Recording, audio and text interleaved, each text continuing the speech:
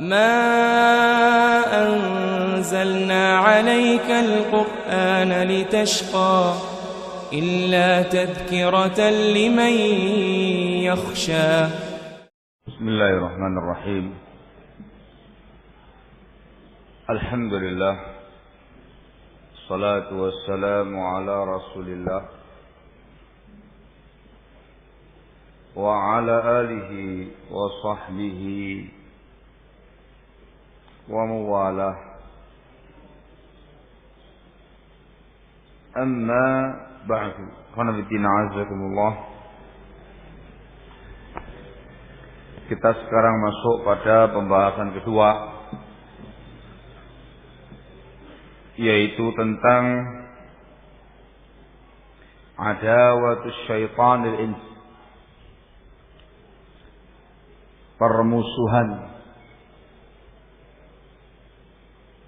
bangsa jin, yakni syaitan, terhadap Bani Adam. Ini perkara yang sangat masyhur, dimulai dari iblis la'anahullah, diteruskan oleh zurriyahnya, anak keturunannya dari kalangan syayatinul jin, setan-setan bangsa jin. Allah Subhanahu wa taala memberitakan dalam Al-Qur'an sumpah iblis la'anahullah di hadapan Allah Azza wa Jalla, yang menunjukkan permusuhan dia kepada Bani Adam, bersumpah untuk menyesatkan, menyimpangkan Bani Adam. Disebutkan di Al-A'raf ayat yang ke-16 dan 17, Allah Subhanahu wa taala memberitakan tentang sumpahnya iblis. فَبِمَا أَغْوَيْتَنِي لَأَقْعُدَنَّ لَهُمْ صِرَاطَكَ الْمُسْتَقِيمَ ثُمَّ لَآتِيَنَّهُمْ مِنْ بَيْنِ أَيْدِيهِمْ وَمِنْ خَلْفِهِمْ وَعَنْ أَيْمَانِهِمْ وَعَنْ شَمَائِلِهِمْ وَلَا تَجِدُ أَكْثَرَهُمْ شَاكِرِينَ. Iblis menyatakan, dengan sebab engkau telah menyimpangkan aku, wahai Allah, wahai Rabbku, maka sungguh-sungguh aku akan duduk menghalangi mereka, Bani Adam, dari jalan engkau yang lurus. Kemudian sungguh-sungguh aku akan datangi mereka dari arah depan mereka, dari belakang mereka, dari sebelah kanan mereka, dan dari sebelah kiri mereka. Dan engkau ya Allah tidak akan mendapati kebanyakan mereka bersyukur. Itu menunjukkan permusuhan yang sangat, dendam yang sangat dari iblis terhadap Bani Adam. Kalimat Shiratal Mustaqim jelas maknanya adalah agama Allah yang lurus, dinul Islam, meliputi kitabullah, sunnah Rasulnya sallallahu alaihi wasallam, Islam al-haq. Ini merupakan penafsiran salaf terkait dengan kalimat ini dalam ayat ini. Dalam ayat ini iblis bersumpah untuk duduk menghalang-halangi Bani Adam dari agama Allah yang mulia, dari Islam, dari kebenaran, dari amal yang saleh. Disebutkan dalam sebuah hadis, diriwayatkan oleh Imam Ahmad dalam musnadnya, dari hadis Saburah ibnu Abi Fakih radhiyallahu taala anhu, dan dia hasan. Rasulullah sallallahu alaihi wa ala alihi wasallam bersabda, Inna syaitana qa'ada libni Adam bi'atruqihi. Sesungguhnya setan duduk di semua jalan-jalan, di semua jalur-jalur menghadang Bani Adam. Faqa'ada lahu bi tariqil Islam. Faqala ataslamu wa tadharu dinaka wa dina abaika wa abai abaik. Rasul mengatakan setan pun duduk menghalangi dia di jalur Islam. Ada jalan Islam. Bani Adam mau masuk Islam, dihalangi sama setan. Dia mengatakan kepada Bani Adam, kamu masuk Islam. Kamu tinggalkan agamamu dulu, agama bapakmu, agama moyang-moyang kamu itu. Demikian dikasih was-was. Fa'asahu fa'aslam. Bani Adam pun durhaka kepada iblis, dia masuk Islam. Lewat, selamat dia. Tsumma qa'ada lahu bi tariqil hijrah. Kemudian setan ini menghalangi Bani Adam pada jalur hijrah. Ini kepingin hijrah, dihalangi sama setan. Faqala atuhajiru wa tadhara ardaka wa sama'ak. Kamu kepingin berhijrah, kamu tinggalkan tempat kelahiran kamu. Kamu tinggalkan bumimu, langit kamu yang kamu hidup lahir di sana, tanah airmu. Wa innama masalu al-muhajir kal faras fitul. Perumpamaan orang yang berhijrah kayak kuda, lama dan panjang jalannya, safarnya. Fa'asahu wa hajar. Bani Adam berhasil, dia mendurhakai iblis, dia pun berhijrah. Thumma qa'ada lahu bi tariqil jihad. Wa huwa jihadun nafsi wal mal. Kemudian setan menghalangi lagi Bani Adam di jalur berjihad. Jihad melawan hawa nafsu dan jihad dengan harta benda. Faqala, katanya iblis tadi, tuqatil, satuqtal, satungkahil mar'ah, tuyushamul mal. Kamu mau perang. Kalau kamu perang, kamu akan dibunuh. Kalau kamu dibunuh, istri kamu dinikahi sama orang lain. Harta kamu dibagi-bagi sama ahli waris kamu. Fa'asahu fasyahad. Karena Bani Adam durhaka sama setan tadi, dia pun berjihad. Lepas. Ini menunjukkan dan menegaskan ayat di atas bahwasanya setan betul-betul menghalang-halangi Bani Adam dari semua perkara kebaikan. Kemudian makna ayat summa la'atiyannahum min baini aydihim.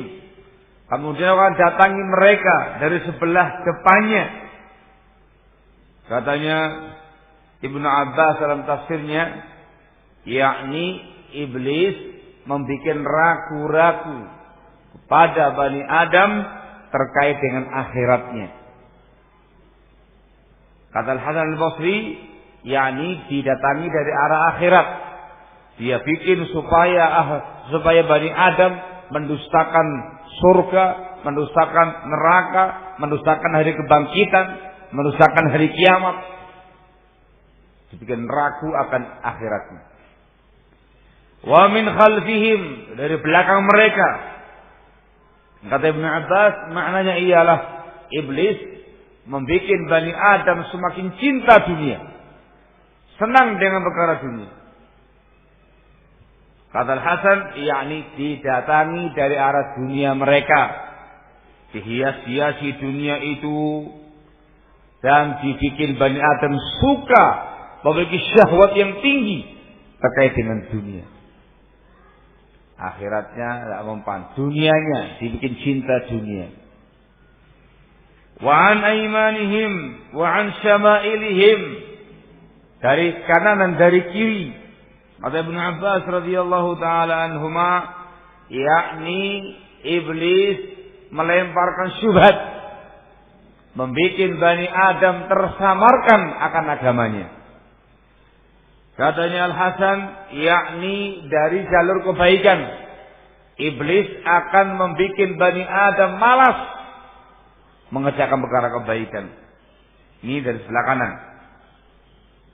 Dan dari sebelah kiri sayyiat, setan memerintahkan Bani Adam untuk mengerjakan perkara-perkara kejelekan, menghasut mereka mengerjakan perkara kejelekan, membuat mereka semangat mengerjakan perkara kebaikan. Dari semua arah, depan, belakang, kanan, kiri. Katanya para ulama tidak berani mengatakan dari atas, dikarenakan Allah Azza wa Jalla ada di atas. Sekali lagi ini menegaskan barakallahu fikum, setan atau iblis la'anahullah sudah menyatakan dan memukul genderang perang kepada Bani Adam, siap untuk menyimpangkan Bani Adam dari semua arah, siap untuk menghalangi Bani Adam dari kebaikan dari semua arah.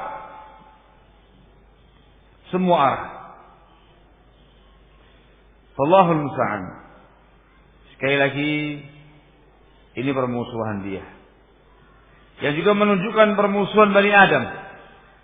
Hadis riwayat Muslim dari sahabat Jabir bin Abdullah radhiyallahu taala anhu, Rasulullah sallallahu alaihi wa ala alihi wasallam pernah bersabda, "Inna syaitana yahduru ahadakum inda kulli syai'in min sya'nih." Sesungguhnya setan akan menghadiri kalian dalam semua perkara-perkara kehidupan dia. Setan ini akan mendatangi kalian, hadir pada kalian dalam semua perkara-perkara kalian. Hatta yahburahu 'inda ta'amih, sampai setan pun hadir, datang ketika dia makan. Fa idza saqatat min ahadikumul luqmah falyumiq ma kana biha min adha thumma liya'kulha wa la yad'aha lisyaitan. Fa idza farigha falyal'aq asabi'ahu fa innahu la yadri fi ayyi ta'amihi takunul barakah. Maka Rasul memberikan bimbingannya. Karena setan juga hadir sampai dalam bab ketika dia makan, Rasul memberikan bimbingan. Kata Rasul SAW, apabila terjatuh satu suapan, terjatuh sesuatu dari makanan kalian, hendaklah dia ambil, dia singkirkan kotoran-kotoran yang ada pada makanan tadi, lalu dia makan kembali. Jangan dibiarkan untuk setan. Antum makan yang jatuh, ambil, yang kotor dibersihkan, makan lagi. Jangan dibiarkan untuk setan. Dan ketika dia telah selesai makan, dia jilati jari jemarinya.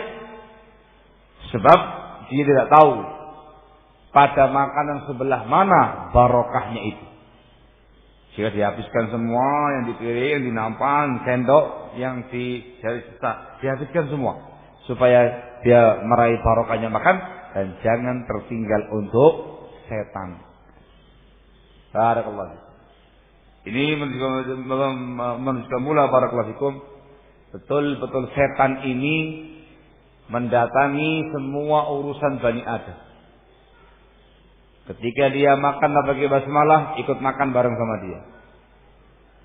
Bahkan dalam sebagian riwayat, mohon maaf ini, ketika dia mengumpuli istrinya nggak pakai basmalah, main sama istrinya bertiga. Nauzubillah. Ini permusuhan yang sangat barakallahu fikum. Hadis yang lain yang juga menunjukkan permusuhan syaitan terhadap Bani Adam.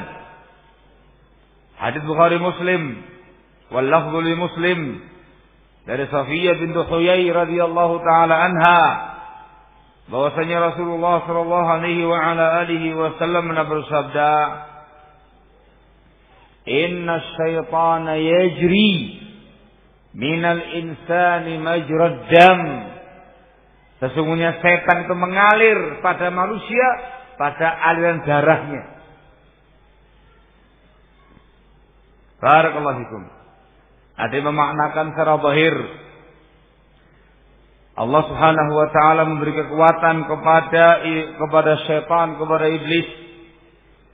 Dikasih kemampuan untuk mengalir dalam tubuhnya manusia di tempat aliran darah. Ada lagi yang menafsirkan maksudnya ialah bahwasanya setan ini betul-betul tidak akan melepaskan anak Adam. Akan terus menyimpangkan dia, menyesatkan dia. Sering demikian seolah-olah melekat kepada Bani Adam. Tidak dilepaskan sama dia. Ada lagi yang menafsirkan maknanya ialah bahwasanya setan melemparkan was-wasnya kepada Bani Adam dengan cara yang lembut, dengan cara yang tersembunyi sampai masuk dalam hati Bani Adam tadi itu. Ini semua adalah tafsir dari para ulama terkait dengan riwayat ini. Intinya faedahnya kata An-Nawawi rahimahullahu taala, wa fihi, di antara faedah hadis ini adalah al-isti'dad litahaffuzi min makaidi syaitan fa innahu yajri min al-insan majra ad-dam fa yata'ahhabu al-insanu lil ihtirazi min wasawisihi wa syarrih wallahu a'lam. Di antara faedahnya adalah mempersiapkan diri, istiadat, persiapan menjaga diri dari tipu daya setan. Dikarenakan setan ini mengalir pada manusia pada aliran darahnya, maka seorang insan harus bersiap-siap untuk menjaga diri dari waswas setan dan dari kejahatan-kejahatan setan. Wallahul musta'an. Ini semuanya menggambarkan permusuhan dia, dan itu telah lama. Semenjak Nabi Adam, ayah kita alaihi salatu wassalam, sampai yaumul qiyamah nanti. Maka Allah menegaskan dalam firman-Nya dalam surat Fatir ayat yang ke-6, Allah menegaskan dalam firman-Nya, "Innasyaitana lakum aduwwun fattakhidhuhu aduwwa." Sesungguhnya setan ini musuh kalian wahai Bani Adam, maka jadikan dia sebagai musuh kalian. Barakallahu fikum. Ikhwan fillah azakumullah. Permusuhan setan atau iblis kepada Bani Adam ini beragam. Dia tunjukkan dengan ragam permusuhan, ragam kebencian dengan berbagai macam cara yang dia mampu. Dari mulai was-was sampai membunuh, sampai membakar, dan juga yang lain-lain yang dia mampu. Ada beberapa poin bentuk-bentuk permusuhan syaitan terhadap Bani Adam.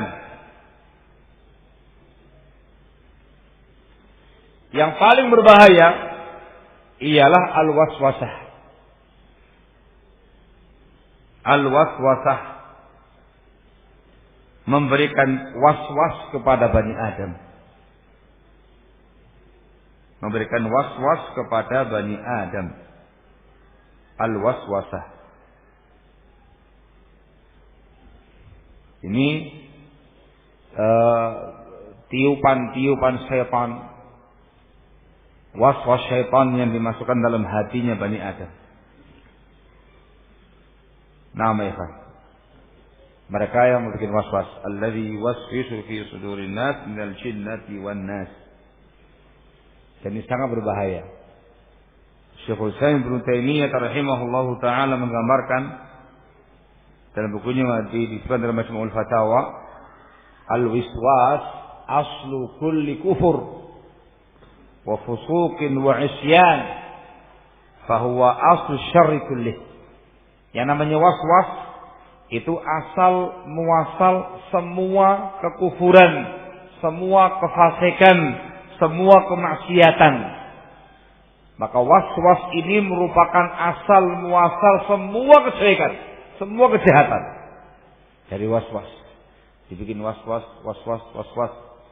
sampai artinya menyimpang dan macam-macam.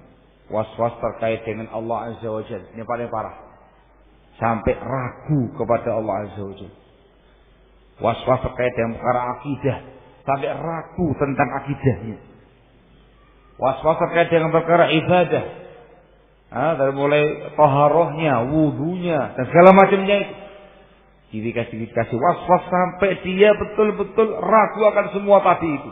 terkait dengan Allah, terkait dengan yaumul qiyamah, terkait dengan Rasulnya, terkait dengan perkara akidah, perkara ibadah, perkara hukum syariat, perkara taharah, perkara salat, perkara talak, macam-macam. Dari was-was. Al-Imam Ibnu Qayyim Al-Jauziyah rahimahullah termasuk ulama yang cukup panjang membahas panjang lebar terkait dengan makar satu ini. Lihat dalam kitab Ighathatul Lahafan min Makayyidis Syaitan. Bab khusus tasbab waswas syaitan. Dirinci dalam semua bab agama. Mengerikan. Allahul musta'an. Waswas. Ya, ini maka pertama dari dia waswas alladzi yuwaswisu fi sudurin nas minal jinnati wan nas. Yang kedua, bentuk permusuhan syaitan yang kedua ialah al-mu'adzat bi anwa'in minal adza, menyakiti Bani Adam.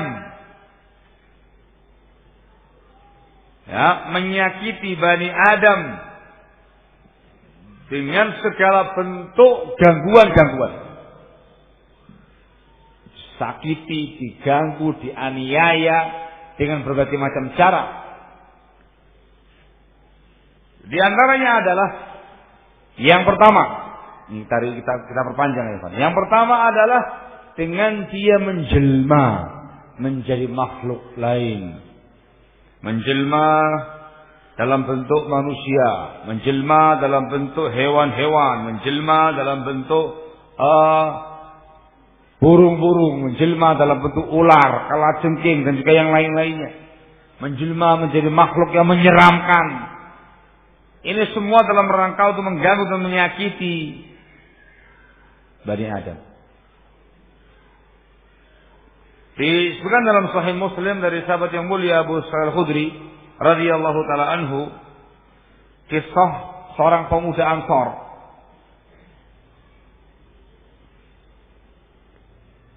Dia ini baru pengantin baru. Masih muda, baru menikah, pengantin baru. Ketika dia pergi keluar dari rumahnya, dia pulang lihat istrinya di luar. Cemburu dia, marah dia. Kenapa kamu kok keluar? Jangan marah. Lihat di dalam rumah. Dia mendapati ada hayyatun azimah, ular yang besar sedang melingkar di ranjangnya. Tidak pakai pikir panjang, langsung dia menghunuskan pedangnya, dia langsung bergulat melawan ular tadi itu. Kata sang rawi, faqatalaha wa qatalathu. Maka pemuda itu pun membunuh sang ular, ular pun membunuh sang pemuda, sama-sama mati. Disampaikan kepada Rasulullah SAW, maka beliau bersabda, kata beliau SAW, inna bil madinati jinnan qad aslamu. Sesungguhnya di kota Madinah ini ada jin yang telah masuk Islam. Fa idza ra'aitum minhum syai'a fa'adhinuhu thalathah ayyam. Kalau kamu mendapati dari ular-ular semacam ini, maka izinkan dia 3 hari. Fa in badalakum ba'da dzalika faqtuluhu fa inna ma huwa syaitan. Kalau nampak bagi kamu setelah itu dia bukan jin Islam tadi, bunuh dia. Dikatakan dia adalah setan. Di kota Madinah. Jadi belum memberitakan di Madinah banyak jin-jin masuk Islam. Jin itu dalam bentuk ular. Paham ya? Nah, kalau di rumah kamu mendapat ular besar seperti itu, izinkan 3 hari.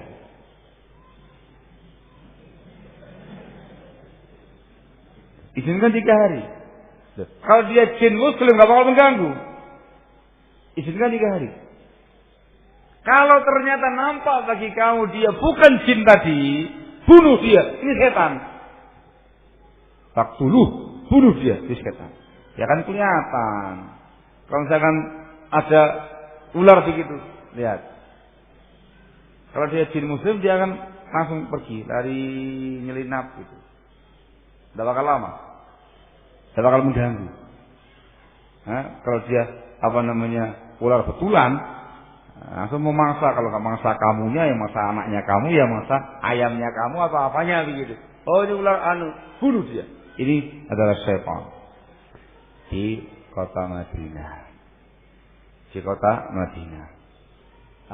Terkait dengan kesan kota Madinah ada pembahasan cukup panjang di kalangan para ulama dalam bab ini. Kalau antum ular di dalam rumah, ada yang mengatakan fa'aziluhu salasa, itu dikasih peringatan 3 kali dengan menyebut nama Allah, dengan nama Allah, keluar dari sini. Nah, keluar dia. Yang kedua kali lagi, dengan nama Allah, keluar dari sini. Kalau dia keluar, khalas, memang sini. Sampai 3 kali kamu mengatakan demi Allah, kau dari sini, tetap aja bunuh dia. Dia adalah ular biasa. Intinya adalah sampai membunuh sang pemuda tadi, dikarenakan dia adalah dia adalah syaitan. Dipahami sama ya? Apalagi zaman sekarang ini nakut-nakuti Bani Adam dengan bentuk gendruwo, dalam bentuk vampir, dalam bentuk sendal bolong dan segala macamnya. Itu membuat menyesatkan Bani Adam. Barakallahu. Yang kedua, dalam bentuk darbun nas,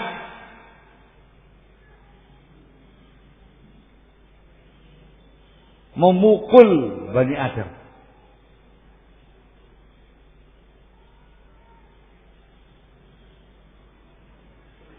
As-Suyuti rahimahullahu ta'ala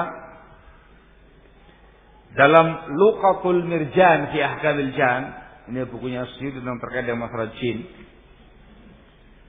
mengisahkan sebuah kejadian. Beliau menyatakan dulu Al-Qadhi Abu Bakar Ibn Al-Arabi rahimahullah termasuk ulama yang mengingkari pernikahan jin dan manusia. Beliau mengatakan al-jinnu ruhun latif wal insu jismun kathif la yastami'an. Jin itu roh yang lembut, manusia badan yang kelihatan gede sekarang kayak gini, nggak mungkin berkumpul. Kemudian ada orang yang mengaku menikah dengan wanita bangsa jin.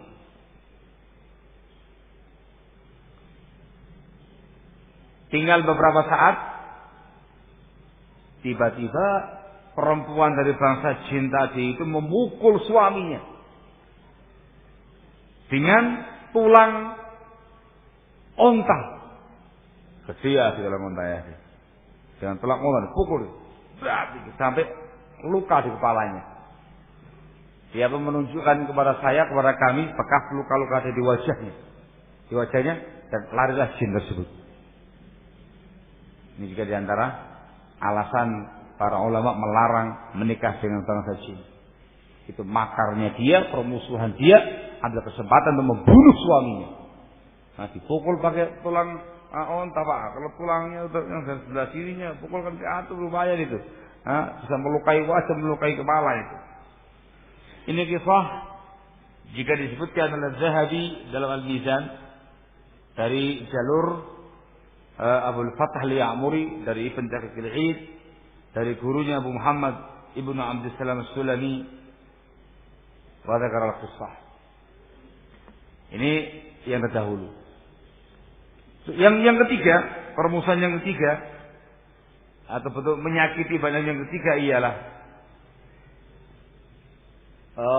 ikhtifaf al-ins. Apa ya kan? Menyandera. Menyandera manusia tadi. Ambil sama bangsa jin, disandera di alam jin. Khatful insan atau ikhtifaful insan. Ada sebuah kisah. Kisahnya Indal Baihaqi. Juga disebutkan oleh Ibn Abi Dunya.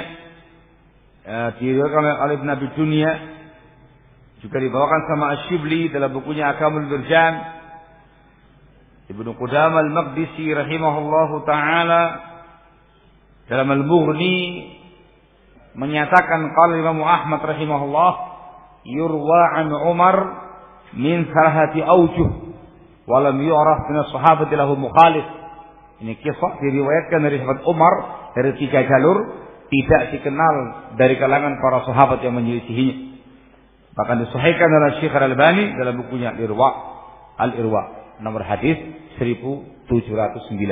Kisah kejadian di zaman Umar bin Khattab radhiyallahu taala anhu arba. Kisahnya adalah ada seorang laki-laki keluar untuk sholat Isya. Tiba-tiba dia raib. Hilang. Dicari gak ada bekas. Hilang pokoknya. Maka istrinya pun kemudian melaporkan kepada Khalifah Umar bin Khattab radhiyallahu taala anhu wa ardhah, menceritakan itu kejadian. Umar pun bertanya kepada kaum perempuan tadi, apakah betul kisahnya perempuan tadi? Fasaddaquha, dibenarkan oleh kaumnya. Betul, suaminya keluar untuk sholat Isya tiba-tiba raib.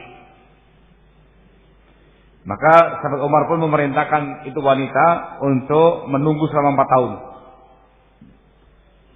Ini namanya masa-masa penantian, pencarian jejak 4 tahun. Namanya muddatul intizar lil mafqud. Masa penantian untuk orang yang hilang. Ini kebijakan penguasa.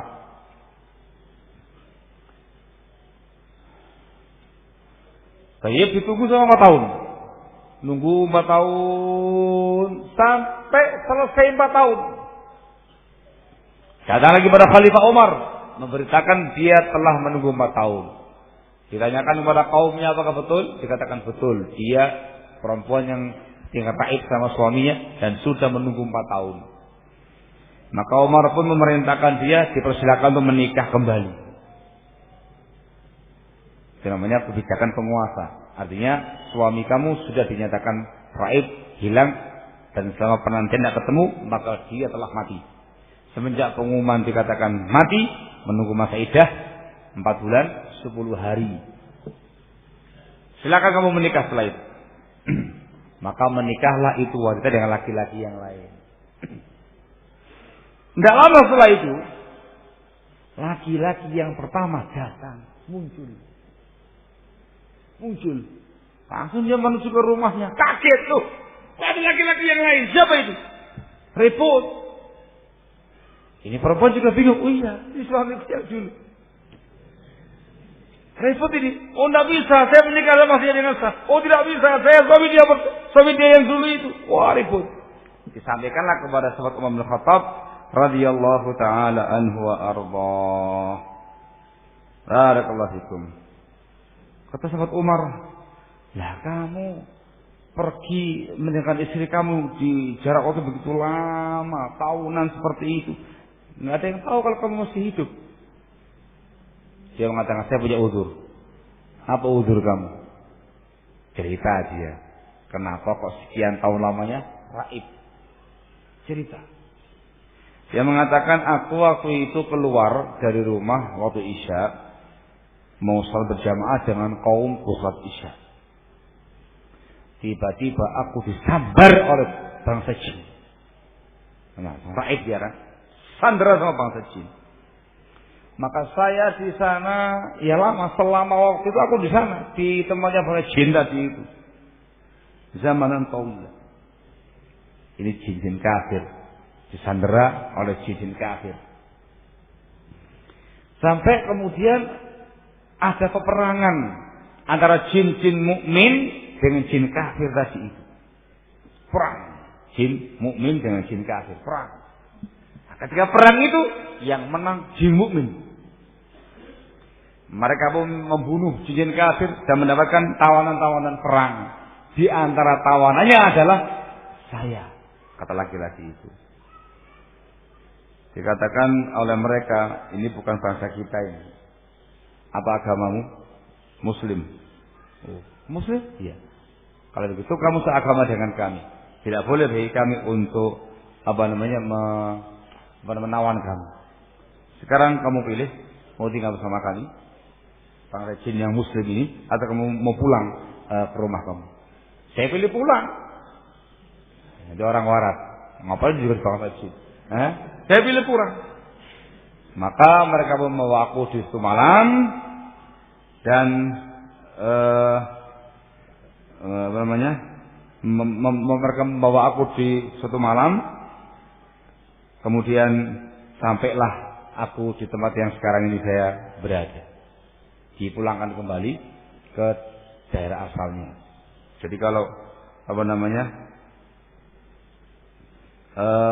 di malam hari itu diajak bincang-bincang, di siang hari itu kayak angin kencang saya ikuti. Dia menggambarkan tentang kecepatan bangsa jin tadi itu membawa dia ke tempat asalnya tadi. Titik. Katanya Umar, kamu makan apa selama di sana? Dia mengatakan, kullu ma lam yuzkar ismullahi alaih. Semua makanan yang tidak disebutkan nama Allah padanya.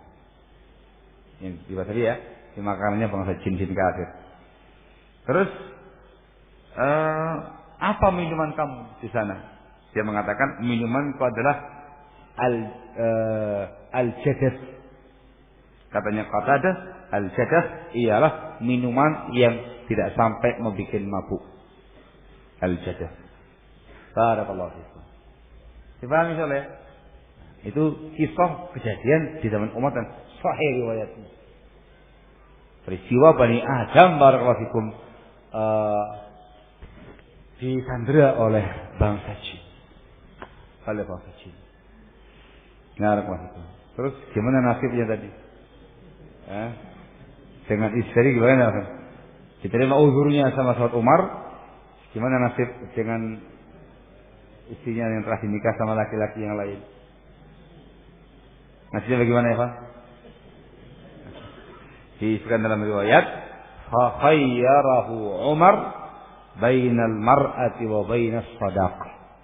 Maka sahabat Umar pun memberi pilihan kepada dia, silakan kamu pilih kembali kepada istri kamu atau mendapatkan kembali maharmu. Kalau dia misalkan memilih istrinya, ya sudah, dengan laki-laki yang kedua langsung fasakh, bukan talak, bukan fasakh, langsung bubar pernikahan. Dipahami soalnya ya? Nah, kembali kepada suami yang pertama. Kalau dia memilih shadaq, yakni itu istrinya harus mengembalikan maharnya dia dahulu, sudah. Khulu, kemudian dia dengan suami yang kedua, laki-laki nikah dengan yang lain. Disuruh memilih para ulama. Intinya adalah disandera. Dan terjadi itu. Asy-Syaikh Muqbil bin Hadi rahimahullah tanya, apakah bisa bangsa jin menyandera bangsa manusia? Dia mengatakan, na'am, bisa. Terjadi di zaman Umar dan di zaman selain Umar. Bahkan bisa jadi mereka menyambar atau menyandera bangsa manusia dan dia tinggal di tengah-tengah mereka sekian waktu lamanya, mungkin balik, mungkin tidak balik. Mungkin ya. Allahul musta'an.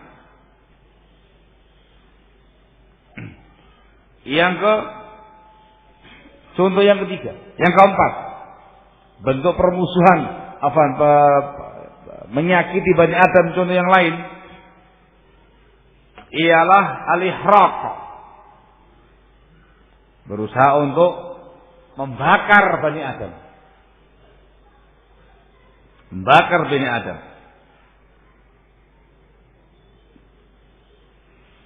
Al-Imam Muslim rahimahullah meriwayatkan dari sahabat yang mulia Abu Darda radhiyallahu taala anhu wa ardhah,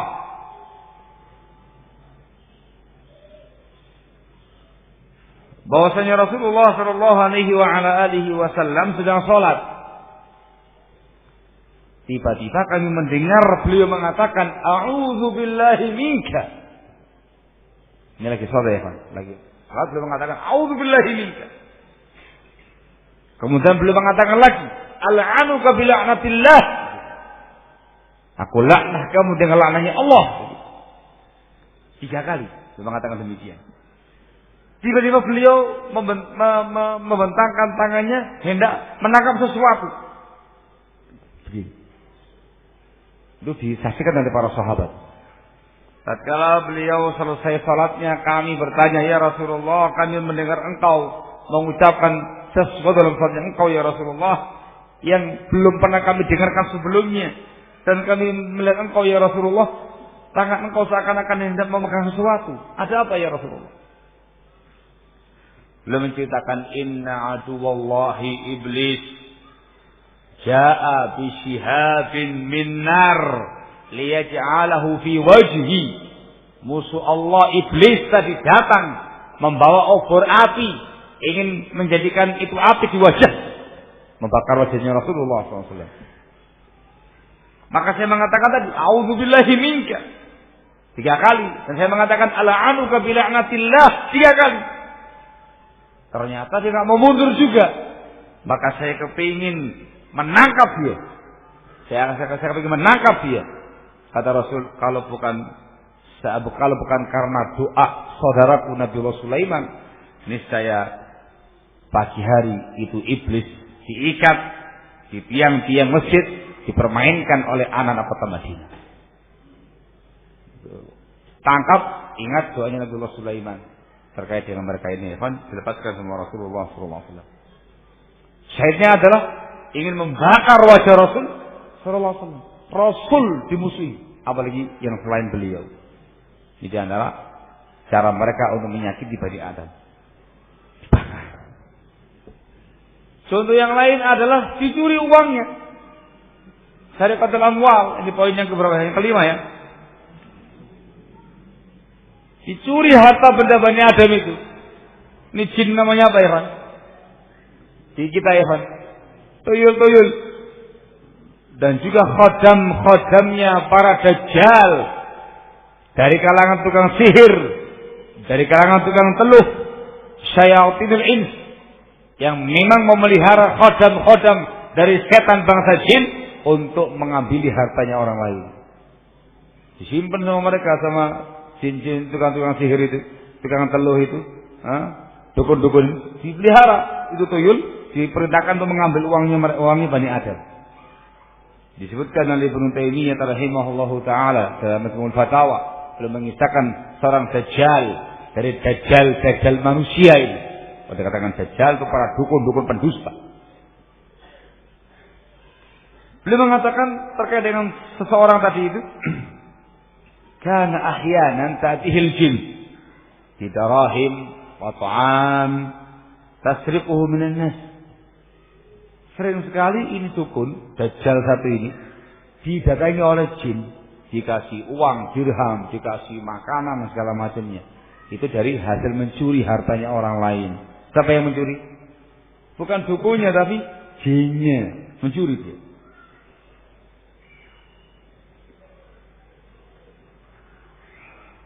Hatta inna ba'dhan nasi kana lahu dinun fi kuwarah.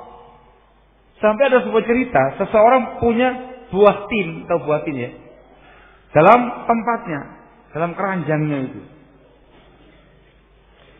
Waktu itu si Syekh Dajjal tadi itu kepingin buah tin. Dia menyuruh khadam-khadam setan dia tadi itu untuk mencari buah tin. Lagi cari, dapat dikasihkan sama Dajjal tadi itu. Itu yang memiliki buah tin, kehilangan buah tinnya. Mana buah tin saya udah ada ini? Ketahuan dicuri sama Dajjal ada. Barakallahu fikum. Ini dimasukkan oleh para ulama bahwasanya mereka pun juga mengganggu Bani Adam, menyakiti Bani Adam dengan cara mencuri uangnya. Ini seringkalinya bukan untuk mereka. Mengapa juga mereka pakai uang rupiahnya Bani Adam atau uang dirham? Itu untuk siapa ya Pak? Dukun-dukun yang memelihara mereka. Ada kolaborasi, ada bukan ta'awun ya. Oh ya ta'awun ya Pak. Al-ismul udwan antara setan bangsa manusia dan bangsa jin. Allahul musta'an. Ada lagi bentuk yang lainnya lagi ya ikhwan. Ialah jin-jin tadi berusaha untuk membawa anak Adam sesungguhnya ke tempat-tempat sampah, ke tempat-tempat yang kotor, tapi digambarkan dibawa ke surga, untuk menyimpangkan, menyesatkan Bani Adam tadi. Jika ada kisahnya ya Pak. Disebutkan oleh Ibnul Hajj dalam bukunya Al-Madkhal. Hikayat cerita tentang sebagian murid. Ada syekh, ada murid-murid. Sebagian murid ini dia biasa menghadiri majelis syekhnya. Biasa hadir. Tiba-tiba terputus, lama dah hadir. Ditanyakan sama syekhnya, mana fulan? Kok tidak pernah kelihatan? Dikatakan dia sehat, fi afiyah gitu. Oh gitu ya. Tolong ke rumah dia, panggil dia suruh hadir. Datanglah dia, hadir. Ditanya sama syekhnya, apa yang membuat engkau putus taklim? Kenapa kamu nggak pernah hadir taklim? Katakan baik-baik kisahnya sang murid ini ya Pak.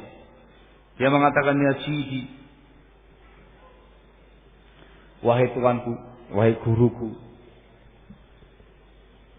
saya datang ke tempat taklim ini supaya aku bisa mencapai surga.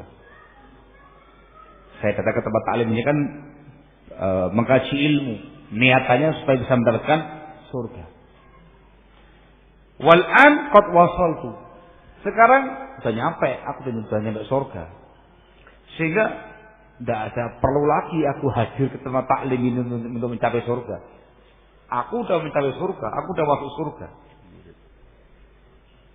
Hiung ini gurunya ini tanya, nah, bagaimana caranya kamu bisa mencapai surga itu? Diceritakan sama sang murid.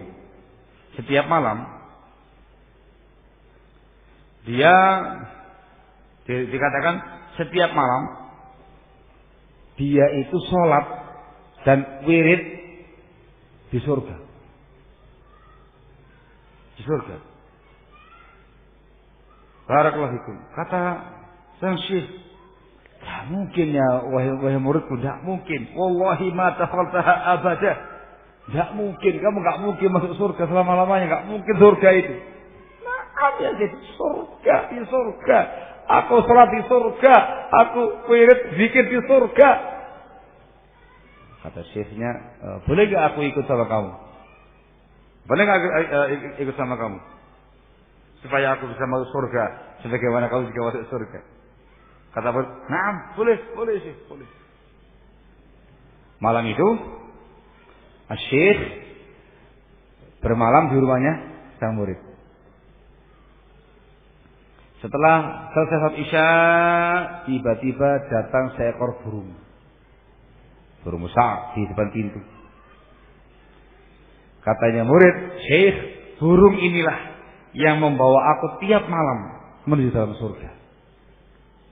Maka Syekh sama murid naik di gunung di burung tadi itu. Gitu ya. Masya Allah. Malam-malam ya Pak.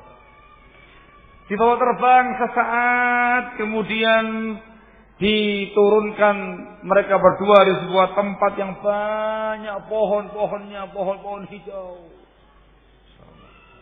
Di tempat mereka dulu gersang semua, padang pasir ya. Nah, dikasih sebuah tempat yang hijau, penuh dengan pohon-pohonan. Ya surga namanya ya. Surga ini. Kata sang murid. Baik, sudah dengar situ. Surga sudah, bayangan mau surga. Tidak lama sang murid kepingin sholat malam. Faqama liyusalli. Muridnya bangkit kepingin sholat. Gurunya duduk. Kata sang murid, ya Sayyidi, wahai guruku, kamu enggak qiyamul lail? Katanya Syekh, ya bunai, al-jannah hadih. Al-jannah hadih. Wa laysa fil jannati salat. Anakku, surga ini. Surga ini. Tidak ada di dalam surga ada salat. Surga ya, surga. Tidak ada setelah surga itu. Nah, muridnya enggak peduli. Dia salat, gurunya duduk. Gurunya duduk. Ketika menjelang terbitnya fajar, datang tuh burung. Datang lagi, turun untuk bawa pulang. Kata sang murid kepada gurunya, ya Syekh, ayo sekarang waktunya kita pulang ke rumah kita. Kata Syekh, ijlis. Duduk kamu di sini. Ma ra'aitu ahadan yadkhulul jannah wa yakhruju minha. Aku belum pernah melihat orang sudah masuk surga kok kepengin keluar lagi. Enggak ada itu. Idris, duduk sini. Surga ini. Nah, ngapain keluar lagi? Surga ini. Idris. Akhirnya duduk. Burungnya ini gelisah. Dia sudah mulai menepuk-nepukkan sayapnya. Gelisah dia. Sampai dia bersuara begitu. Sampai dia yakin mereka berdua gak bakal pergi. Barakallahu fikum. Kata sang murid kepada gurunya, ya Syekh, ayo cepat bangun, ayo cepat bangkit, ayo. Nanti kalau gak bangkit dia marah. Gimana ini nanti? Nah, syekhnya langsung ngasih pelajaran adab kepada muridnya. Katanya sang guru, hadza yadhak alaik. Ini burung tadi dia mengkepak-kepakan sayapnya, bersuara itu. Dia menertawakan kamu. Hadza yadhak alaik. Yuridu an yukhrijaka minal jannah. Dia menertawakan kamu. Masa apa dia kepingin memberikan kau dari surga? Udah biar saja, itu menertawakan kamu itu. Masa dia nyuruh kamu keluar dari surga? Udah begini sama saya. Surga ini, surga kata dia. Setelah itu sang syekh mulai membaca Al-Quran. Nah, dibacakan Al-Quran. Baca Al-Quran. Tidak lama hilang burung tadi itu. Hilang burungnya. Maka mereka berdua di situ sampai fajar, sampai terang. Benderang kondisinya itu. Fa idza huma ala mazbalatin wal azirah wan najasat. Ternyata tiba-tiba mereka sudah tempat sampah, tempat najis, tempat yang kotor begitu. Syekh langsung menampar muridnya. Gitu. Ditampar sama gurunya tadi. Hadhihi yal jannah, ini yang namanya surga. Allati awsalha syaitan ilaiha. Ini yang namanya surga. Yang kamu diajak setan ke sana. Tampar sama gurunya. Kum fahdur ma ikhwanik. Ya Allah bangkit. Talim lagi sama teman-teman kamu. Diajari sama dia. Masya Allah. Nah ini kalau kemudian terjadi pada seorang, bisa termakan ya akhi. Tidak mau taklim, tidak mau ibadah, nggak mau ngapa-ngapain, kenapa? Di surga. Ini bisa kafir itu, meninggalkan semua bimbingan syariat. Ini semua termasuk makar-makar syaitan, termasuk permusuhan syaitan kepada Bani Adam. Membunuh pun juga bisa. Di antara tindakan syaitan yang menyakiti Bani Adam ialah dia meraksuk ke dalam tubuhnya Bani Adam. Namanya surah. Paham ya? Mereka meraksuk masuk ke dalam tubuhnya Bani Adam. Kerasukan jin. Bani Adam kemasukan jin. Ini merupakan akidah Ahlussunnah wal Jamaah. Mereka meyakini bahwasanya bangsa jin atau syaitan itu bisa masuk ke dalam badan Bani Adam. Nama Ikhwan. Ini banyak adillahnya, banyak hujah-hujah para ulama tentang masalah itu. Terkait dengan masalah pemakan harta riba disebut dalam Al-Quran. Alladzina ya'kuluna riba la yaqumuna illa kama yaqumul ladzi yatakhabbathu asy-syaitanu minal mas. Orang-orang yang semasa di dunia ini memakan harta riba, mereka nanti di yaumul qiyamah tidaklah bangkit kecuali seperti bangkitnya orang yang kerasukan jin. Dimunculkan jin bisa masuk ke dalam tubuhnya Bani Adam. Barakallahu fikum. Juga kisah di zaman Nabi kita Muhammad SAW, wanita yang hitam namanya Ummu Zufar dari Ibnu Abbas radhiyallahu taala anhu dalam Bukhari Muslim. Ibnu Abbas mengatakan kepada Atha bin Abi Rabah, maukah kamu saya tunjukkan seorang wanita penghuni surga? Dikatakan mau Ibnu Abbas. Hadihi nih perempuan hitam ini.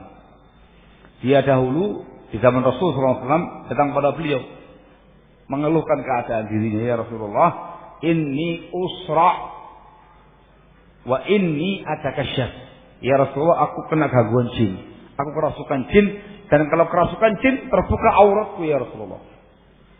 Fad'ullah li. Doakan untukku kepada Allah. Rasul mengatakan in syi'ti sabarti walakil jannah wa in syi'ti da'autullaha ayyu'afiyat. Kalau kamu mau kamu sabar.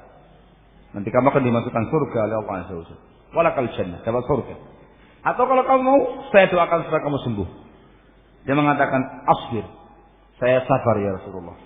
Dia mengatakan lagi inni atakasyaf. Namun ya Rasul, aku kalau kena gangguan jin, aku terbuka auratnya. Doakan kepada Allah supaya jangan sampai aku terbuka auratnya. Beliau mendoakan kepada Allah untuk dia supaya jangan terbuka aurat yang ketika kerasukan jin. Kata-kata ini usra, tegas menunjukkan bahwasanya jin bisa masuk ke dalam tubuhnya manusia. Ini namanya Zuhar. Ini namanya sura'ul jin. Barakallahu fikum. Allahul musta'an. Dan masih banyak lagi yang lain, barakallahu fikum. Ibnu Taimiyah rahimahullahu taala menjelaskan di Majmu'ul Fatawa, wa laisa fi a'immatil muslimin man yunkiru duhulal jin fi badanil masru' wa ghairihi. Tidak ada seorang imam pun dari imam-imam kaum muslimin yang mengingkari masuknya jin ke dalam badannya orang yang kesurupan. Tidak ada yang mengingkari. Wa man ankara dzalik wadda'a anna asy-syar'a yukadzibu dzalik faqad kadzaba 'ala asy-syar' wa laysa fil adillati syar'iyyah ma yanfi dzalik. Dan barang siapa yang mengingkari kejadian itu dan dia mengaku syariat telah mendustakannya, maka sungguh dia sendiri yang berdusta atas nama syariat, dan tidak ada pada dalil syar'i yang menafikan ini semuanya. yakni tidak ada seorang imam pun yang mengingkari. Semuanya sepakat mungkin terjadi jin masuk dalam tubuhnya manusia sehingga dia kesurupan. Yang mengingkarinya adalah sekelompok Mu'tazilah, kayak Abu Ali Al-Jubai, Ar-Razi dan juga yang lainnya. Mereka mengingkari peristiwa yang seperti ini. Dan sebagian dokter-dokter yang terkena pemahaman filsafat, pemahaman Mu'tazilah, mengingkari peristiwa seperti ini. Maka yang dianggap bukan mereka, yang dianggap adalah hujjah syar'iyyah dan ijma'nya para ulama. Al-muhim intinya adalah barakallahu fikum, di antara gangguan jin kepada Bani Adam ialah masuk ke dalam tubuhnya jin. Paham ya? Ke dalam tubuhnya jin. Dimasuki barakallahu fikum. Baik. Dijelaskan oleh Ibnu Taimiyah rahimahullahu taala, ada beberapa alasan kenapa jin itu masuk ke dalam badannya manusia. Yang pertama adalah al-adawah.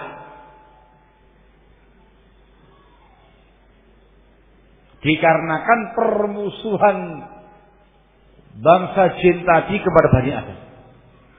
Sengaja dimasuki untuk dia sakiti, untuk dia siksa, untuk dia aniaya, untuk dia zalimi. Ada adawah. Ada lagi sebab yang kedua. Dikarenakan bangsa manusia tadi mengganggu bangsa jin,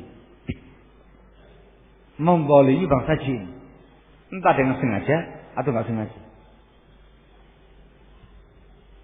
Beliau mengatakan wa taratan yakunul insi azahum idza bala alaihim aw sabba alaihim ma'an harra aw yakunu qatala ba'dahum aw ghairu dzalika min anwa'il adha. Terkadang sebabnya itu karena bangsa manusia, anak manusia ini menyakiti bangsa jin. Terkadang dia mengencingi mereka. Ya nggak tahu. Ya kamu lagi bakal kecil, ternyata yang kamu kencingi malah jin. Kamu mengencingi mereka, marah mereka, ganggu antum. Atau dia menuangkan air panas kepada mereka, membuang air panas, ternyata mengenai jin-jin tadi itu. Atau mungkin Manusia tadi membunuh sebagian bangsa jin tadi. Entah sengaja atau nggak sengaja kan. Maka mereka pun marah. Dan ini sebagai penyebab sering terjadinya manusia kerasukan bangsa jin. Marah, balas dendam, bahkan mungkin bisa membunuh orang tadi. Rame-rame ya, masuknya banyak, masuk puluhan bangsa jin. Diganggu, disakiti, kadang sampai gila, kadang sampai mati. Dikarenakan balas dendam. Sebab yang ketiga, bisa jadi karena senang dengan bangsa manusia tadi. Ini membahayakan. Jin wanita senang sama kamu. Senang sama kamu, wahai laki-laki manusia. Senang. Maka dia kepingin lengket terus sama antum. Dia pun merasuki tubuhnya antum. Bahaya ini. Antum bisa merasakan yang aneh-aneh ya, Pak. Wih, apa ini? Wah, bahaya ya, akhi. Loh iya, mungkin nanti antum tahu-tahu basah. Hati-hati loh ya, akhi. Bahaya itu. Nah, yang ini susah lepasnya dikarenakan kagum cinta. Nah, gitu ya. Atau sebaliknya, yang jin laki-laki senang sama muslimah, masuk dalam tubuhnya supaya lengket kepadanya. Allahul musta'an. Ini juga disebutkan oleh Ibnu Taimiyah rahimahullahu taala. Barakallahu wal jinni qad yuhibbul insi kama yuhibbul insi al insi wa kama yuhibbu rajul mar'ah wal mar'atu ar-rajul wa yagharu alayhi wa yakhdumu bi asya' wa idza sara ma'a ghairihi faqad yu'aqibuhu bil qatl wa ghairihi. Kullu hadza waqi'. Kata Ibnu Taimiyah, bangsa jin kadang mencintai bangsa manusia sebagaimana bangsa manusia mencintai bangsa manusia. Sebagaimana laki-laki senang sama wanita, wanita senang sama laki-laki. Karena cinta dia masuk ke dalam tubuhnya manusia itu. Dia cemburu kadang. Juga mengkhidmat yang dia cintai dengan berbagai macam perkara. Nah, ketika ini bersama dengan orang lain, marah, cemburu dia. Kadang dibunuh gara-gara itu. Paham ya? Jin wanita senang sama antum. Senang sama antum pokoknya. Datang penampakan ke antum. Kira-kira kalau senang penampakannya apa ya? Gendruwo apa? Bolong atau apa ya? Apa dia? Itu penampakannya perempuan cantik. Nah, sudah ngerayu-ngerayu kamu. Bahaya loh itu. Itu mungkin terjadi. Mungkin. Ngerayu-ngerayu kamu. Sudah, nampak lagi godain. Terus bagaimana perempuan-perempuan nakal ngodain antum? Terus nempel begitu. Masuk ke tubuhnya antum. Saking cintanya, lengket sama antum. Antum minta apa dikasih. Dikhidmat sama dia. Khidmat. Saking cintanya cemburu dia. Tiba-tiba antum mengkhidbah seorang wanita. Wanita apa ini? Manusia. Antum pengen nikah. Tahu dia kamu menikah dengan perempuan yang lain. Marah dia, cemburu dia. Dua hal. Ima membunuh wanita tadi. Supaya dia nggak nikah sama perempuan tadi. Atau membunuh kamu. Na'udzubillah. Semuanya waqi'. Semuanya waqi'. Itu kenapa terjadi pernikahan antara jin dan manusia. Mungkin terjadi. Walaupun secara syariat tidak diizinkan. Ada pernikahan dikarenakan ada hawa, ada ishq. Ada cinta di antara dua bangsa yang berbeda ini. Ini sulit. Anda diruqyah, tidak bakal keluar dia. Saking cintanya dipegangi terus, tidak mau kayak gitu. Diruqyah terus pokoknya sama dia terus. Ini setengah mati. Nah, repotnya kalau yang manusianya juga cinta. Ya sudah. Kelapis. Allah musta'an. Nah. Yang keempat, sebab kenapa dimasuki oleh bangsa jin ialah min babil abad bil ins, jahil kepada manusia.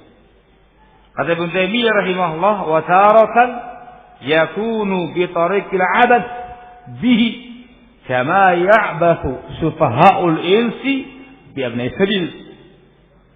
Perkataan itu jin barakallahu fikum masuk ke dalam tubuhnya manusia karena jahil saja. Jahil gitu ya, godain dia. Sebagaimana manusia-manusia yang sahih godain orang yang lewat begitu, itu juga begitu. Tapi dengan cara memasuki bahasa jin tadi. Ini paling gampang dikeluarkan. Di ruqyah gitu keluar dia.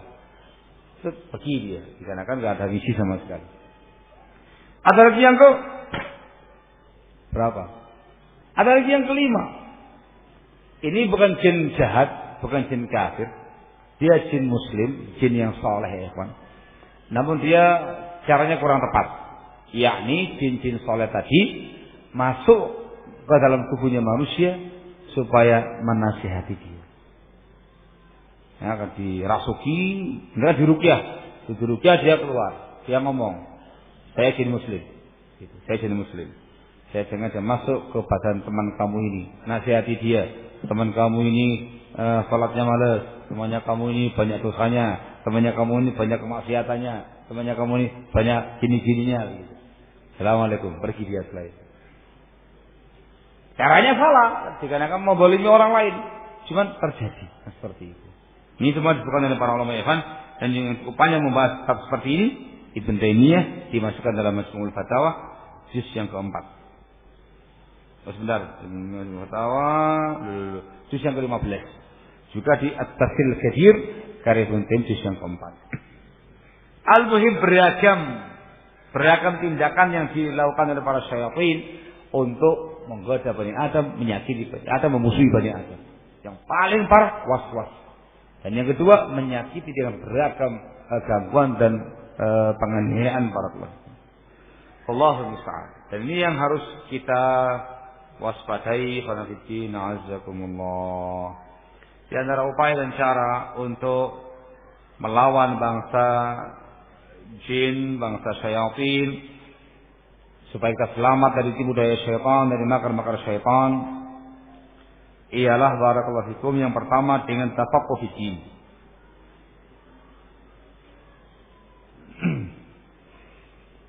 Dengan mempelajari agama Allah. Belajar agama. Baik, dengan ilmu agama inilah seorang insan, anak manusia bisa membentengi dirinya dari berbagai macam waswas syaitan, tipu daya syaitan. Yang kedua adalah ittiba'us sunnah, mengikuti sunnah Rasul sallallahu alaihi wasallam. Lahir batin ya Pak. Juga demikian penjagaan terhadap bangsa jin. Yang ketiga taqwallah, bertakwa kepada Allah Subhanahu wa taala, melaksanakan perintah menjauhi larangan, menjadi hamba Allah yang saleh, melaksanakan ketaatan kepada Allah Azza wa Jalla, menjauhi larangan agama, jadi hamba Allah yang kuat, yang bertakwa, yang saleh. Yang berikutnya adalah al-muhafadzah 'ala al-azkar syar'iyyah wal ad'iyah syar'iyyah. Selalu menjaga zikir-zikir syar'inya, doa-doa yang syar'i. Barakallahu fikum. Zikir pagi, zikir petang, zikir-zikir dan doa-doa yang disebutkan dalam syariat dari mulai kita bangun tidur sampai tidur kembali. Kamu jaga itu, baca, jaga. Zikir itu merupakan benteng yang sangat kuat yang membentengi kita semua dari gangguan para syaitan. Barakallahu fikum. Yang berikutnya lagi adalah gemar taubat dan istighfar kepada Allah Azza wa Jalla. Banyak istighfar, banyak taubat kepada Allah dari semua dosa. Berikutnya lagi adalah dengan tawakal kepada Allah Azza wa Jalla. Memasrahkan semuanya kepada Allah Tabaraka wa Ta'ala. Tawakal kepada Allah, mohon pertolongan kepada Allah, juga jangan bertawud kepada Allah Azza wa Jalla dari semua gangguan makhluk jin. Ini sebagai upaya penjagaan, namanya dafa'. Ketika terjadi kemasukan bangsa jin, maka diupayakan rafa', mengangkat dan mengeluarkan jin tadi dengan cara ruqyah syar'iyyah. Langsung diruqyah dengan dibacakan Al-Quran, ayat ruqyah, dan dibacakan doa-doa yang ma'thur, zikir-zikir yang ma'thur untuk menghilangkan pengaruh jin-jin tadi. Barakallahu fikum. Ini secara global yang disebutkan oleh para ulama terkait dengan masalah ini. Wallahul musta'an. Di antara upayanya adalah memakan beberapa makanan-makanan yang bisa menepis gangguan jin atau gangguan sihir. Seperti memakan kurma ajwa, kurma Madinah. Barang siapa yang memakan kurma ajwa setiap hari, setiap pagi 7 butir, maka tidak akan membahayakan dia racun ataupun sihir pada hari itu. Nah, ini adalah upaya-upaya untuk menyelamatkan diri dari gangguan bangsa jin. Barakallahu. Jika menyelamatkan diri dari gangguan sihir-sihir, teluh-teluh dan semisalnya. Kita membentengi diri kita dengan poin-poin tadi, dan ketika ada yang terkena langsung diruqyah dengan ruqyah syar'iyyah sampai tuntas, sampai selesai. Barakallahu fikum. Wallahu taala alam bissawab. Ini secara global yang saya sampaikan. Barakallahu fikum. Saya persingkat dikarenakan waktunya yang enggak memungkinkan. Kita perlu istirahat untuk persiapan ba'dal maghrib nanti. Barakallahu fikum. Wallahu taala alam bissawab. Ada yang mau sampaikan? Di antara Bani Adam yang sering diganggu itu wanita. Terutama ketika mereka sedang haid, sedang nifas. Itu kondisi lemahnya wanita muslimah. Sehingga dianjurkan sangat ketika mereka sedang haid atau nifas memperbanyak berzikir kepada Allah Azza wa Jalla.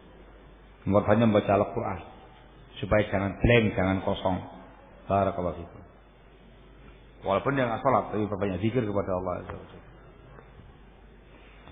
Apakah hukum suami yang hilang di zaman Umar tadi bisa diterapkan di negara kita dengan tanpa banyak pemerintah? Tidak bisa. Kalau ada kasus seperti itu langsung dilaporkan pada pihak penguasa karena mereka lah yang menentukan kebijakan. Apakah termasuk waswas dari syaitan laki-laki yang takut poligami? Wah, ini pertanyaannya mancing. Jawabannya tidak. Itu bukan waswas ya. Itu perhitungan matang. Iya, permasalahannya nggak semata-mata cari akhwat qabiltu nikah selesai. Kan seperti itu. Harus menata yang satu, menata yang ini, segala macamnya. Itu poligami yang bertanggung jawab. Kalau yang kepingin merusak sunnah poligami, ya tadi itu. Tahu-tahu nikah, tahu-tahu cerai, ribut, nikah, cerai, ribut, perusak ini. Tapi bertanggung jawab itu ditata semuanya. Kata yang bagus, yang selesaikan yang ininya, zen bagus. Maju lagi yang kedua, tanggung jawab yang penuh. Maju lagi yang ketiga, maju lagi yang keempat. Sehingga ada 4 bahtera itu semuanya adalah indah. Nah, kalau demikian itu namanya bukan was-was, itu perlu perhitungan, tidak ngawur ya. Dan itu yang diharapkan para wasit. Jangan merusak poligami dengan semata-mata semangat. Tapi hendaklah antum barakallahu fikum memperindah sunnah poligami dengan tanggung jawab. Difahami salah ya? Nah, ini kalau bisa itu poligami tapi indah gitu loh. Itu yang diharapkan. Tidak asal poligami to'anya. Bagaimana dengan qarinnya manusia? Apakah termasuk musuh? Nah iya. Itu jin kafir yang membuat antum itu terkena was-was. Yang membisik-bisiki antum perkara-perkara yang jelek itu musuh kamu itu. Satu orang satu loh. Belum lagi jin yang lainnya loh. Iya. Tepis semua itu dengan zikir kepada Allah dan berbagai macam cara yang disebutkan tadi para kelas. Allahul musta'an. Dan itu biasanya menyesuaikan dengan kondisi dan kadar iman dan takwa seseorang. Semakin luas ilmunya, semakin tinggi takwa dan kesalehan dia, itu semakin kuat jin qorinya itu.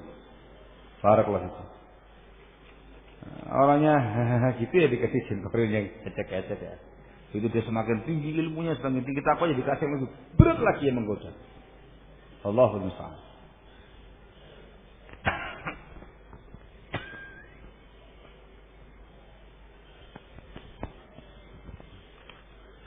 Pembahasan jin urusannya nikah lagi saya mantul ini.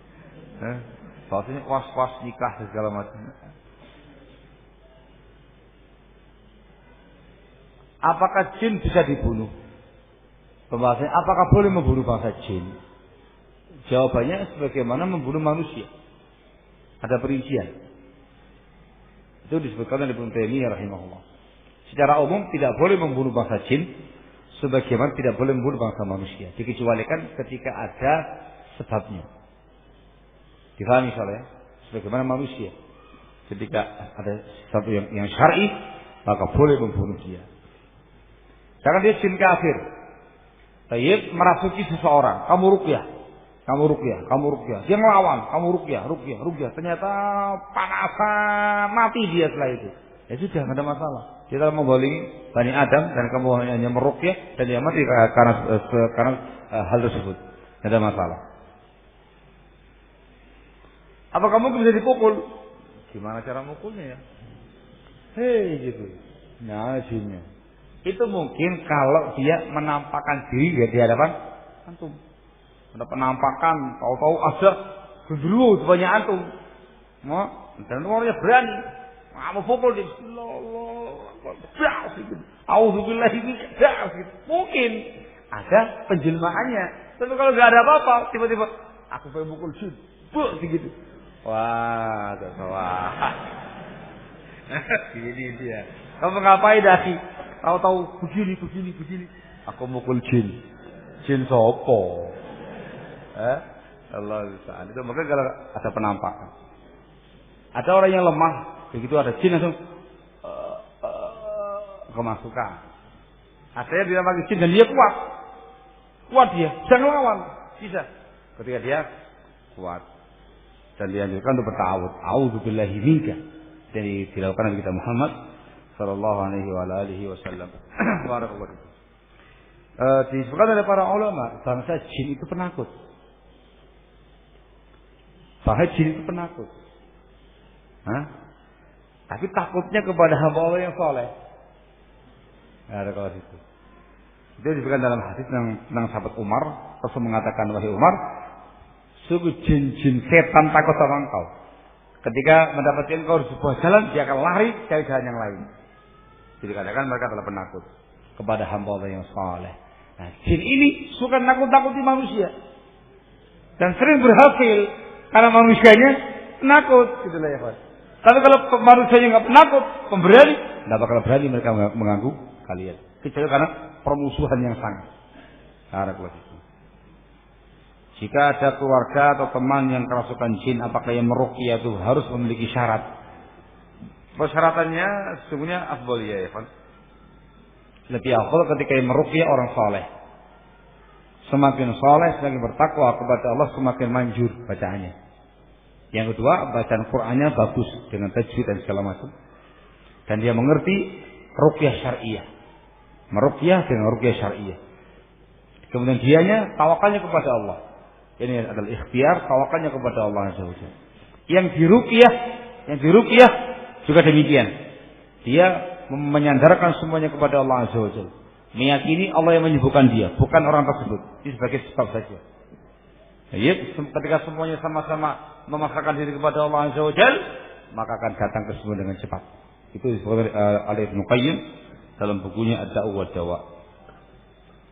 Ya, kalau orangnya begitu, itu hanya membaca paling, baru membaca ta'awud, membaca Al-Fatihah, baru membaca ayat kursi sudah kelebak-kelebak sini dia. Ada dialog lalu dia keluar. Barakallahu fikum. Kadang sini juga kuat. Kamu baca lama gitu, tak muncul. Terus kamu baca, tak muncul. Terus kamu baca, terus sampai dia lemah sudah. Dia akan teriak setelah itu. Ketika dia bisa diajak dialog supaya dia kalau kafir supaya dia masuk Islam, kalau dia Muslim supaya dia keluar. Melawan ruqyah lagi, terus sampai dia lemah. Dia mati ya sudah. Barakallahu fikum. Ada kalanya jin tersebut kuat dan usil mengganggu konsentrasinya kamu yang meruqyah. Kamu lagi meruqyah itu orang yang kena kerasukan jin, kamu ruqyah. Dia ngempet nahan menunjukkan panasnya. Kuat lama sampai membaca Al-Baqarah ini. Nah ini nggak muncul ini. Tahu-tahu bacaannya salah. Tajwidnya keliru. Dia ngomong begitu tergantung jin apa yang masuk. Kalau jin Bugis ya pakai bahasa Bugis. Kalau jinnya Arab pakai bahasa Arab, jin Sunda pakai bahasa Sunda, tergantung bagaimana keadaannya masing-masing. Paham ya? Loh, kok pakai bahasa Arab? Nah, ini jin Arab ini. Nah, terus dia lagi pakai bahasa Arab. Yang demikian itu jangan kufri. Terus baca, terus sampai dia lemah. Baru kemudian antum dialog sama dia. Barakallahu fikum. Allahul musta'an, la haula wala quwwata illa billah.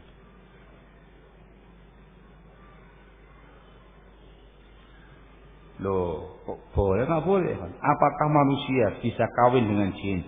Kalau boleh, apakah bisa menghadiri walimahnya? Dari bahasa tadi, tidak boleh secara syar'i. Sampai sejauh mana takutnya kita kepada iblis, jin dan setan? Bukankah takut kita hanya kepada Allah? Naam, harus kepada Allah Azza wa Jalla semata. Tidak boleh takut kepada bangsa jin atau pada setannya. Jadi tidak boleh takut. Kalau takutnya kamu kepada mereka dengan keyakinan mereka mendatangkan kemanfaatan, bisa kemudaratan dan segala macam, jadi syirik ya. Sebuah kesyirikan, bisa syirik akbar atau syirik asghar. Jangan takut sama dia sih. Selagi engkau beriman, bertakwa, beramal saleh, berzikir, jangan takut sama dia. Ketika kamu ditampaki, langsung tahu. Auzubillahi. Lari dia. Enggak lari, sudah. Pukul dia. Geluh sama dia. Nah, pukul dia. Rasul sempat mencekik jin tadi. Cekik sama Rasul. Ya,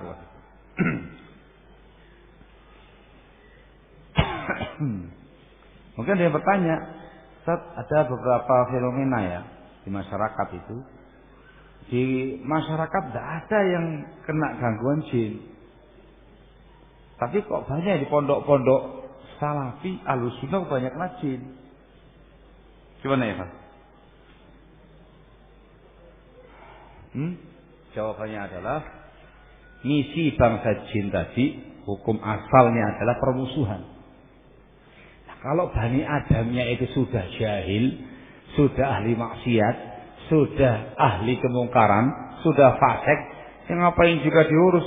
Sudah menyimpang, sudah bagus itu, jangan diganggu, teruskan. Sementara yang ini, masya Allah, dia berusaha untuk belajar agamanya, mengamalkan sunnah dan segala macamnya. Ini ancaman berat bagi para setan, diganggu supaya dia putus dari semangat belajar, putus dari semangat beramal, putus dalam menjalankan sunnah. Sakit dan diganggu. Yang pertama. Atau yang kedua, bisa jadi pondok tadi itu dulunya bekas-bekas tempat sampah. Bekas-bekas sampah, karena harganya murah, antum beli, bebaskan lahannya, antum bersihkan, bangunlah sebuah pondok di situ. Ia sarangnya jin. Kenapa? Dikarenakan tempat sampah tempatnya jin. Caranya sebelum ditempati diruqyah dulu tempat tadi. Terus diruqyah sampai hilang pengaruhnya. Atau dulu tempat-tempat yang kalau Jawa bilang rumbu. Apa ya rumbu namanya? Yang banyak celak belukarnya, yang banyak gitu levelnya. Itu juga tempatnya bahasa jin. Atau dulunya memang tempat-tempat yang seperti itu. Maka memang sarangnya jin. Bahkan mungkin kerajaan jin. Nah, pas antum lagi kerja bakti, bersih-bersih, ternyata antum porak-porandakan semuanya itu. Antum sih bayangannya mau mengambil sampah-sampah yang ada, mengambil rumput-rumput yang ada. Tapi bagi mereka itu memporak-porandakan singgasana mereka. Oh, marah mereka, perang lawan antum. Begitu antum membangun, jadi kemasukan semua. Itu mungkin terjadi. Wallahul musta'an.